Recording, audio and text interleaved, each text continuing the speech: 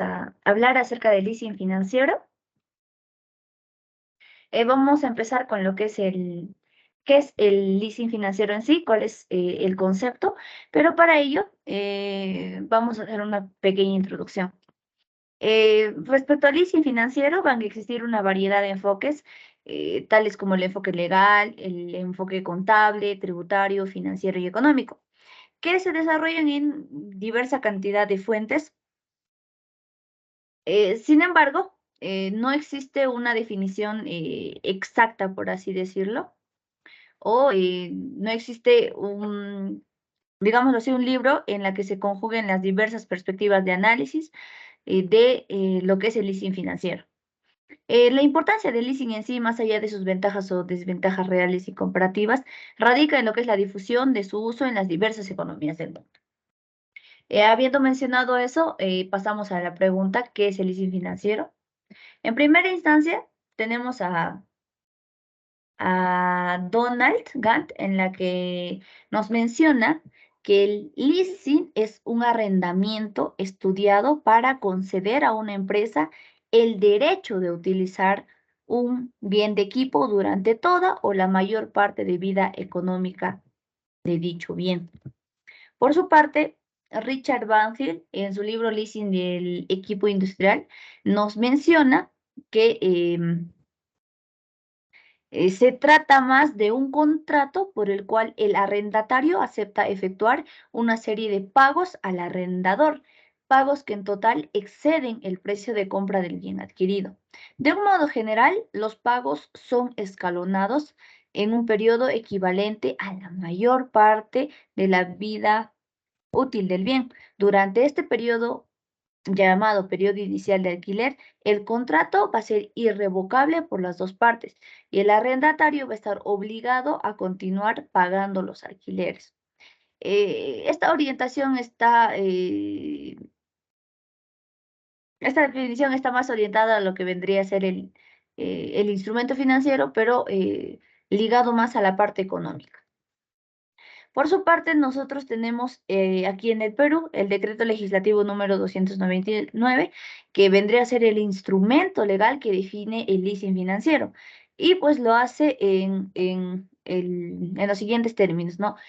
Considérese arrendamiento financiero como el contrato mercantil que tiene el objeto de locación de bienes muebles o inmuebles por una empresa locadora para el uso por la arrendataria, mediante el pago de cuotas periódicas y con opción a favor de la arrendataria de comprar dichos bienes por un valor pactado.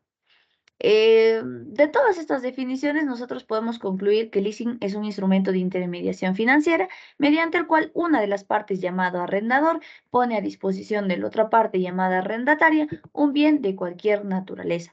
Esto bajo ciertas condiciones contractuales especificadas que siempre deben cumplir con las siguientes exigencias. Las siguientes son dos. Primero, que el bien arrendado se debe de amortizar en un número de cuotas que se fijan en función de la duración del contrato, sea de largo o mediano plazo. Esto siempre que la suma de estas cuotas sea mayor al valor de la adquisición del bien. Lo segundo es que el arrendatario tenga la primera opción de compra una vez vencido el contrato. Pasamos a lo que vendría a ser la estructura de leasing. En este caso, la estructura del leasing. Aquí vamos a ver a los tres elementos, o bueno, a los tres, se podría decir, tres elementos del leasing. En una operación de leasing financiero, se van a juntar dos operaciones. La primera una financiación y la segunda una venta. Entonces, la estructura del negocio va a ser tripartita y van a intervenir las siguientes partes. Primero, el arrendador, o también conocido como el dador, es quien adquiere el bien en propiedad a fin de entregarlo en leasing al usuario. Lo segundo es el arrendatario, también llamado tomador. Es el usuario del bien que dispondrá del uso y goce. Esto en una etapa de administración del mismo hasta el momento de ejercer la opción de compra. Esta ya vendría a ser la etapa de la disposición. Finalmente tenemos al vendedor, que vendría a ser el productor, o en este caso también el importador del bien que le interesa al tomador. o al arrendatario, quien realiza la venta del mismo al arrendador. Aquí tenemos lo que es la relación gráfica de todas las partes. Tenemos al arrendador, al vendedor y al arrendatario. En este caso, el arrendador compra, adquiere un bien que obviamente lo va a ceder a lo que es al arrendatario. Y este arrendatario, por su parte, va a pagar una cierta cuota al arrendador. Esa vendría a ser la integración de todas las partes de lo que es el leasing. Y en esta parte también vamos a ver lo que son las etapas de una operación de arrendamiento financiero. Tenemos a lo que es la negociación, la formalización, la parte operativa y también lo que es la transferencia. En cuanto a la negociación, señalamos que aquí el principal, bueno, el protagonista va a ser el futuro arrendatario. Este tiene que negociar con el vendedor aspectos como las características técnicas del bien, el plazo de entrega, la garantía, las condiciones de pagos, entre otros. Y pues ya una vez negociado todos estos aspectos, se negocia también con el arrendador el plazo de la operación, la tasa de interés, las comisiones, el monto de opción de compra y el seguro. Y cuando todas las partes llegan a un acuerdo, ya se pasa a la etapa de la formalización del leasing. Esta formalización está referida a la adquisición, bueno, más a la adquisición del bien que la hace el arrendador por encargo del arrendatario, en las condiciones que se le indique. Y para que el arrendador haga la compra del bien, em, se va a mencionar lo que es el tema del lenguaje bancario, lo que es el desembolso y la activación del leasing. Para esto siempre van a ser necesarios algunos documentos, ¿no? Como es las solicitudes, facturas, pólizas de seguro y lo más importante, el contrato. Ya la parte operativa vendría a ser pues una fase posterior a la formalización de la compra y la entrega del bien, esto al arrendatario. Y esto va a proceder con el pago de las cuotas durante el plazo que se estipule en el contrato de arrendamiento financiero. Esto también bajo las condiciones que se hayan consignado. En esta etapa, el arrendatario, el usuario final, va a ser el encargado de cuidar y de usar con idoneidad el bien y prácticamente él es el que mantiene la relación directa con el vendedor. Finalmente, tenemos lo que es la transferencia. Ya al final del contrato, previa cancelación de la opción de compra, se va a proceder con lo que es la transferencia de la propiedad del bien arrendatario. Finalmente, ya para culminar, tenemos lo que son las etapas de una operación de leasing para el financiamiento. En este caso, de algunas obras, por ejemplo, tenemos lo que es la negociación, la etapa preoperativa y la etapa operativa. Eh, mm, Podemos visualizar el gráfico en lo que es negociación. Esta etapa no dista mucho de lo que ya mencionamos en la diapositiva anterior. En este caso, se van a hablar de determinadas subetapas, por así decirlo, en la que también se van a mencionar ciertos contratos, contratos de arrendamiento, contratos de derecho y demás. Esta va a culminar prácticamente con la firma de un contrato de arrendamiento financiero en una notaría. Tenemos la etapa preoperativa o el mm, pre-leasing, por así decirlo. Es una etapa en la que ya es posterior a la negociación, en la que ya se han establecido las condiciones de leasing y ya pues, como iba mencionando, esta inicia con lo que es la firma del contrato de arrendamiento financiero en notaría hasta la activación del leasing y así. Aquí vamos a hablar del cobro de precuotas y el tema también de desembolsos. En él vamos a ver los contratos, algunas cartas, algunos seguros. Y también el tema de adelantos y en el caso de las obras, valorizaciones, por ejemplo. Finalmente tenemos la operativa, ya que vendría a ser la etapa en donde la arrendatario paga las cuotas que incluyen no solo intereses, sino también amortizaciones de capital. Mm, Amortizaciones, y finalmente culmina con lo que vendría a ser la opción de compra. Siguiente. Continuando con la exposición, tenemos los tipos de leasing. El leasing va a tener dos tipos. El primero es el leasing operativo y también tenemos al leasing financiero. Dentro del leasing operativo va a ser un tipo de arrendamiento financiero que no necesita la transferencia de la propiedad al arrendatario. Además, permite que el arrendatario pueda utilizar los activos, ya sean casas, carros, etcétera, durante un periodo de tiempo específico y luego los va a devolver al final de que transcurra ese periodo. Asimismo, este leasing operativo se va a diferenciar de otros tipos de arrendamientos, ya que no van a requerir ningún desembolso inicial. Por ejemplo, que tampoco haya pagos por adelantado. En el leasing operativo, ambas partes, tanto el arrendador como el arrendatario, van a compartir las responsabilidades de lo que son pagar los impuestos, también las primas de seguro y los costos de mantenimiento que puedan estar asociados a los activos durante la vigencia del contrato. Eh, en este caso, el leasing operativo lo van a usar em, ya sea las empresas, los propietarios o los inquilinos.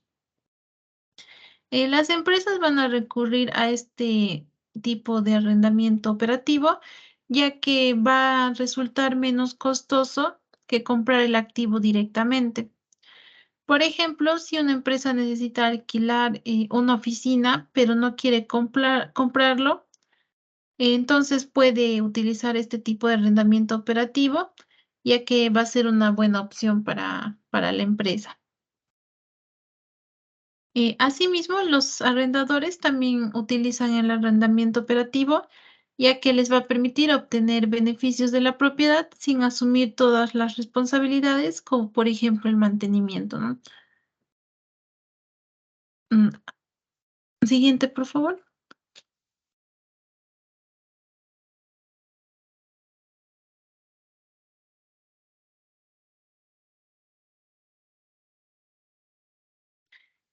Dentro de las ventajas del leasing operativo, tenemos primero la flexibilidad. En este caso, este arrendamiento operativo permite cambiar ya sea al arrendatario lo que es la opinión sobre tal vez el tipo de equipo o tal vez de maquinaria que necesite en un momento dado. Asimismo, también puede cancelar el arrendamiento si, por ejemplo, se produce tal vez un cambio repentino en condiciones de negocio o que ya no necesite el activo que ha solicitado mediante este leasing, etcétera. Esta flexibilidad va a dar a las empresas que tengan un más control sobre su flujo de caja, ya que les va a permitir aprovechar todas las oportunidades a medida que surjan, sin que las empresas puedan estar atadas a compromisos de largo plazo, ya que podrían llegar el momento en que necesiten los bienes que se han dado en leasing. Otra ventaja son los ahorros de costos. Al no existir, como ya lo mencioné, costos iniciales asociados a este tipo de leasing, entonces las empresas van a poder tener más flexibilidad a la hora de poder elaborar sus presupuestos. Además, estos leasing no van a necesitar ningún pago inicial como otros arrendamientos, ¿no? Ni siquiera tampoco tal vez pagos mensuales. Y eso va a permitir que se ahorre dinero en intereses en comparación con otros tipos de financiamiento, como por ejemplo los préstamos o las hipotecas. Dentro de las características, tenemos que el leasing se va a dar mediante una factura que va a quedar a nombre del arrendador, pero no la propiedad. Esto quiere decir que el arrendador va a ser el dueño legal del activo que se va a dar en leasing y que el arrendatario solamente va a tener derechos contables y fiscales como por ejemplo de las maquinarias o de los equipos, y que al estar la factura al nombre del arrendador, entonces el arrendador va a poseer la propiedad para su uso. Es decir, que netamente los activos no van a ser a nombre de los arrendatarios, sino del arrendador. Otra característica es que ofrece beneficios fiscales. Esto quiere decir que el arrendamiento va a permitir al arrendatario deducir el 100% de las rentas que se pagan durante el plazo del contrato.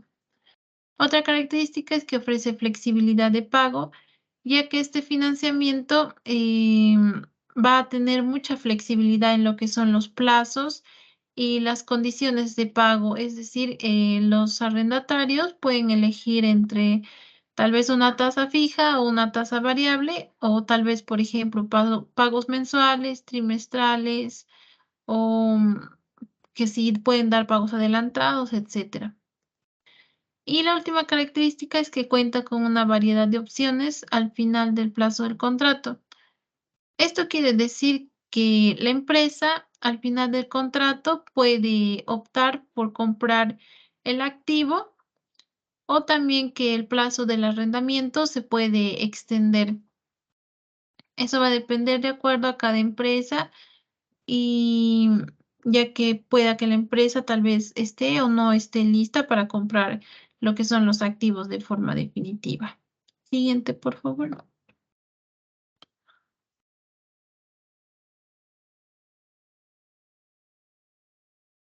Por otra parte, tenemos el leasing financiero. En este caso, el arrendador va a ceder el uso y disfrute de un bien, ya sea mueble o inmueble, a un cliente o también llamado arrendatario. En aquí se va a dar el pago de cuotas que se van a dar periódicas dentro de unos plazos establecidos. En este caso, estos pagos sí van a incluir lo que son costos de intereses y también los gastos de financiación.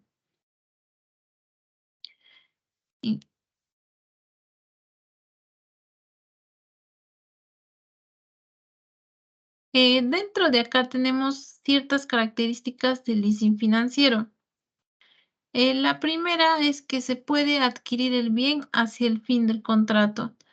Es decir, que así como el leasing operativo, también las empresas o los arrendatarios pueden comprar el bien, el activo que se ha dado en leasing una vez terminando los contratos. Este tipo de contratos se van a encontrar lo que son regularizados por la Superintendencia de Banca y Seguros, y los contratos de leasing también tienen lo que es un promedio de duración mayor a un año.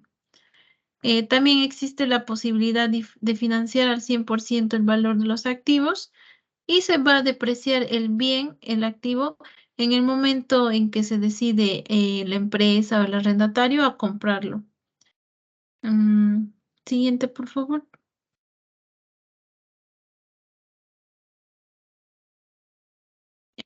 Eh, el leasing, el leasing operativo y financiero va a tener ciertos riesgos o desventajas.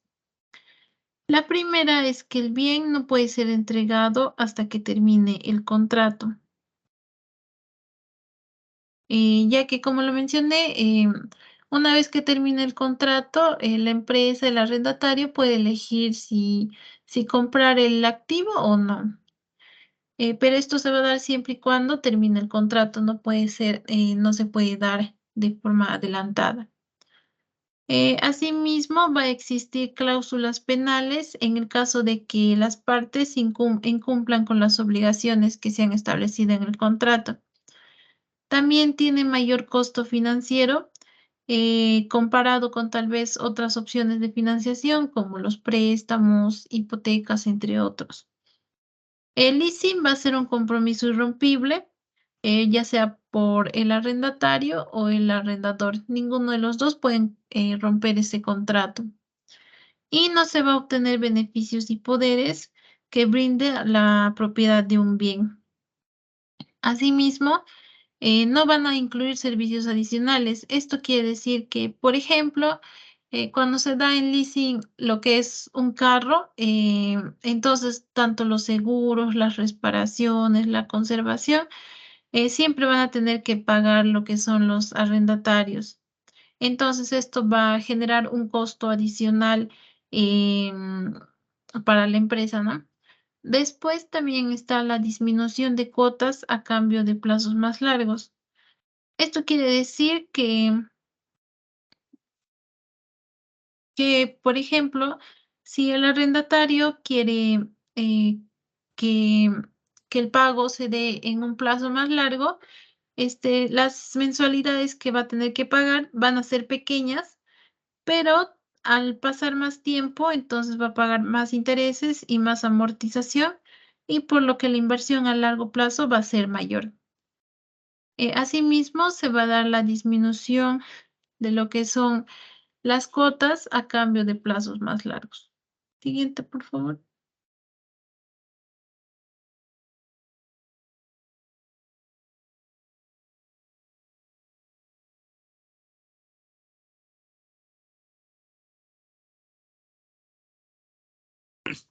Ya, continuando con la exposición, pasaremos al caso práctico de leasing, ¿no? Siguiente, por favor.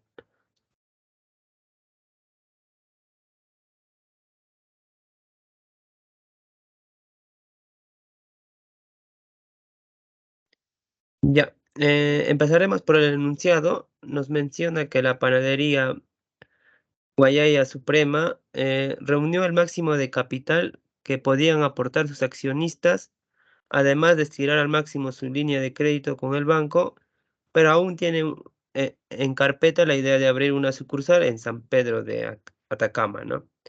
Ahora, ahora la compañía local de seguros ofreció arrendarle todas las instalaciones, equipamiento y demás propiedad, planta y equipo sea necesario para la operación del negocio.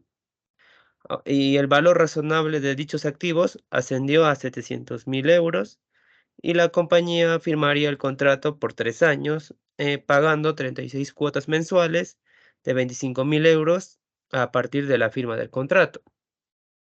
Ahora, el primer paso sería calcular la tasa de interés implícita del contrato, ¿no? Para eso, la solución es común que en los arrendamientos financieros las cuotas se cancelen al inicio del periodo. Estas pueden ser bien anticipadas o adelantadas, ¿no? Y podemos plantear la siguiente ecuación, que sería que los 700.000 sería igual a los 25.000, que serían las cuotas mensuales, más los 25.000 entre el interés por uno menos más la tasa de interés elevado al número de cuotas, ¿no? Que serían 35, y lo cual nos daría que la tasa de interés sería del 1,52 por ciento mensual, ¿no? El siguiente paso sería, ¿cuál sería la cuota si el contrato tuviera una tasa de interés explícita del 1% efectiva mensual? Para eso aplicaríamos la misma fórmula y nos daría que la cuota sería de 23.803 mensual. Ahora, em, el siguiente paso sería realizar los registros contables si el arrendamiento no transfiriera sustancialmente todas las ventajas y riesgos del activo en leasing. Para esto se presenta la transferencia de beneficios y costos que no califican como activos, ¿no? Eh, Estaríamos hablando más del arrendamiento operacional y todas las cuotas que genera este tipo de leasing corresponden a los gastos financieros. Y el registro contable sería el gasto por arriendo, que sería los 23.803 que hayamos por la tasa de interés de 1%, y el efectivo o documentos por pagar irían en el haber, ¿no? Por los 23.803. Ahora, luego, la firma aseguradora envió el siguiente detalle del contrato, ¿no? En la primera sería que las cuotas mensuales serían 36, por cada cuota sería por 19.000 euros, y la opción de compra sería por los 25.000 euros que él pagará en el último mes de vigencia del arrendamiento. y la tasa de interés vigente sería del 0.8% efectiva mensual. Asimismo, el arrendatario es responsable de los mantenimientos, reparaciones y usufructos de los activos en leasing, por tanto, comparte sus riesgos y asimismo los beneficios, ¿no? Y por último, que todos los activos tienen un valor residual equivalente al 15% de su valor inicial, son depreciables durante 3 años en línea recta y se estima de forma razonable que se ejercerá la opción de compra para hacerse con la propiedad de los activos. Ahora, ¿cómo clasificaría el arrendamiento y el por qué, no? Lo primero, el arrendamiento se clasificaría como leasing financiero por varias razones. Encontramos tres. La primera que sería que se transfieren las ventajas y riesgos del activo al arrendatario, ¿no? El segundo sería que el arrendado por un tiempo que equivale a la vida útil de los activos de la propiedad, planta y equipo, la cual fueron 3 años, ¿no? Y el tercero, como se verá en los cálculos que lo haremos más adelante, el valor presente de todos los desembolsos más el pago de la opción de compra es superior al 80% del valor inicial del activo. Y todo mencionado anteriormente, por las tres razones, la compañía debería reconocer la adquisición del activo de largo plazo y simultáneamente considerar la adquisición de un pasivo de largo plazo para poder financiar la adquisición, ¿no? Siguiente, por favor.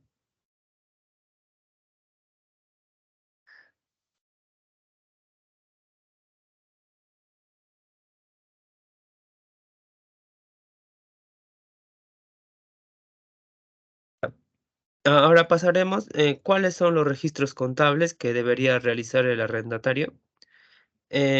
Lo primero, tendría que calcular el valor de reconocimiento del activo y del pasivo con la siguiente fórmula, ¿no? Que es el valor del leasing es igual al, al pago mensual, más el pago mensual entre el 0.8, que sería la tasa de interés, abre por uno menos uno entre uno más la tasa de interés por las 34 cuotas más los 44.000 entre 1 más el 0.8%, ¿no? Entre elevado al número de cuotas, dándonos que el valor del leasing sería los 615.928, ¿no? Euros. Asimismo, podríamos plantearlo de otra manera, que sería el valor mensual, que eran los 19.000 más los 19.000 entre el 0.8% por, abre paréntesis, 1 menos 1 entre 1 más la tasa entre elevado al número de cuotas, más los 25.000 entre 1 más el 0.8% elevado al número de cuotas, ¿no? Ah, ahora podemos notar que los 615.928 representa el 87.99% del valor inicial del activo. Ahora, para eso se asume que el pago de los 25.000 se produce al inicio del último mes en conjunto con la cuota de los 19.000 euros. Ahora, al ser el inicio del mes, se paguen los 19.000 y al final los 25.000, lo que haría diferir que el valor ha sido reconocido para el contrato, ¿no? Y el valor presente de las cuotas más la opción de compra fuese superior a los 700.000, entonces el valor se reconocería por el activo en leasing y su consiguiente obligación sería los 700.000. Ahora, el valor que reconoceremos en libros sería de los 615.928, que es el valor del leasing, dándonos un valor residual del 15%, que de este corresponde los 615.928 por el 15%, lo cual nos daría 92.389.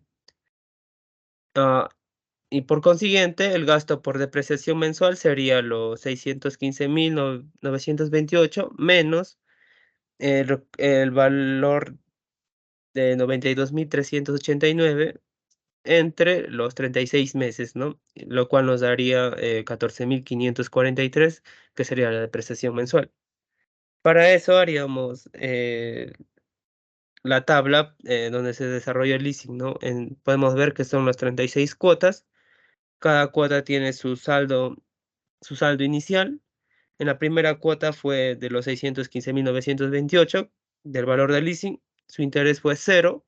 La cuota que se pagó inicialmente fue los 19.000 euros y la amortización asimismo fue los 19.000, dándonos un saldo final de 596.000.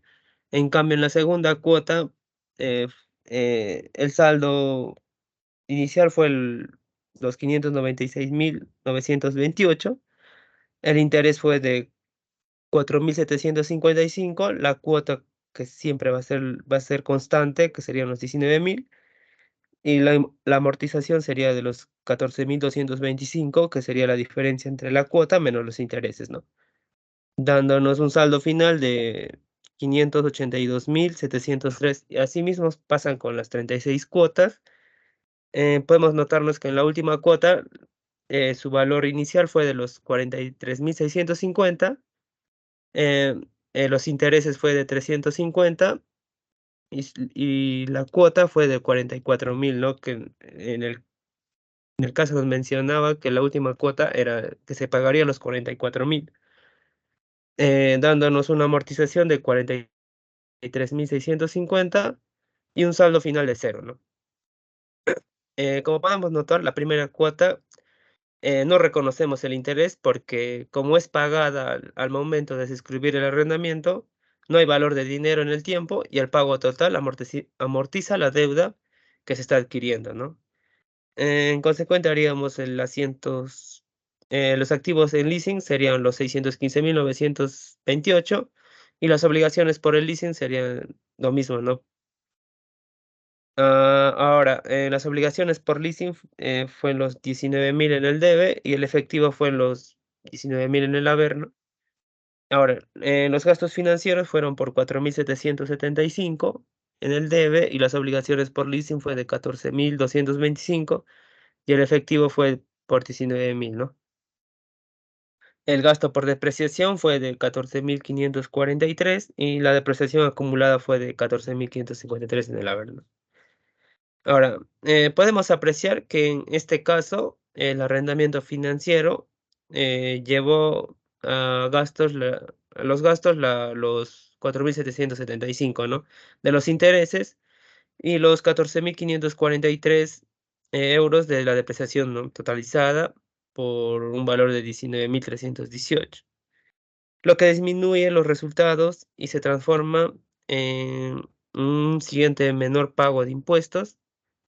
En este caso, el activo no tuviese valor residual, la diferencia en los gastos mostrados, según el leasing operativo y financiero, aumentarían más todavía, ¿no? Eso sería todo, profesor. Muchas gracias.